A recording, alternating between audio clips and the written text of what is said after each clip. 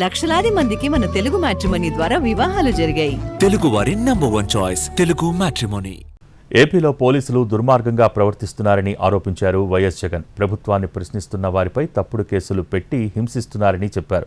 పోలీసులు చెబుతున్న logic correct అయితే సీఎం చంద్రబాబు పైన 24 కేసులున్నాయని, ఆయన్ని కూడా రోడ్డుపై తన్నొచ్చా అని ప్రశ్నించారు జగన్. రాష్ట్రంలో రెడ్ బుక్ రాజ్యాంగం నడుస్తోందన్నారు. ప్రభుత్వ వంచనకు వ్యతిరేకంగా వెన్నుపోటు దినోత్సవాన్ని నిర్వహించబోతున్నామని అన్నారు.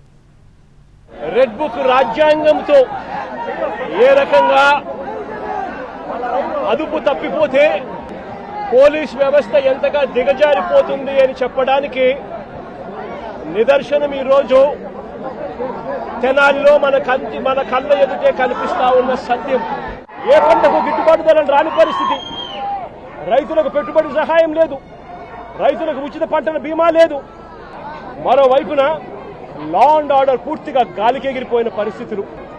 అందుకనే ఇలాంటి పాలనకు వ్యతిరేకంగా రేపు రాష్ట్ర వ్యాప్తంగా కూడా వెన్నుపోటు దినంగా ప్రకటించి రాష్ట్ర వ్యాప్తంగా ప్రతి నియోజకవర్గంలోనూ ఈ ప్రభుత్వానికి వ్యతిరేకంగా రాష్ట్ర ప్రజలందరినీ కూడా గలం విప్పమని చెప్పి పిలుపునిస్తా ఉన్నాను. మరొక్కసారి వీళ్ళందరికీ కూడా చంద్రబాబు నాయుడు మీద 24 కేసులున్నాయి.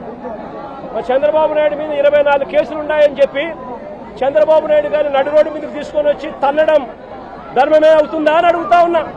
ఇదే పోలీసులను అడుగుతా ఉన్నా. కేసులున్నాయి కదా అని చెప్పి, పాత కేసులు ఏదో ఉన్నాయని చెప్పి నువ్వు చేసిన పనికి జస్టిఫైబుల్ కారణం కాదది. ఆ రాకేష్ అనే పిల్లోడిని ఇలా కొట్టడం, అది కూడా నడి రోడ్డు మీద షేమింగ్ చేస్తూ చేయడం ధర్మమేనా అని అడుగుతా ఉన్నా.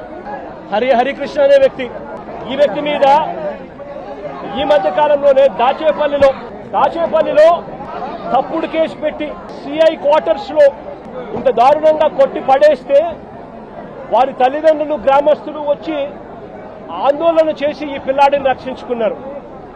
రాజమండ్రిలో పులిసాగర్ అనే సోషల్ మీడియా యాక్టివిస్టు ఇదే మాదిరిగానే పోలీస్ స్టేషన్లో అగ్ననగ్నంగా రాత్రంతా చిత్రహింసలు పెట్టారు. పోలీసులా వీళ్ళు రాక్షసులని అడుగు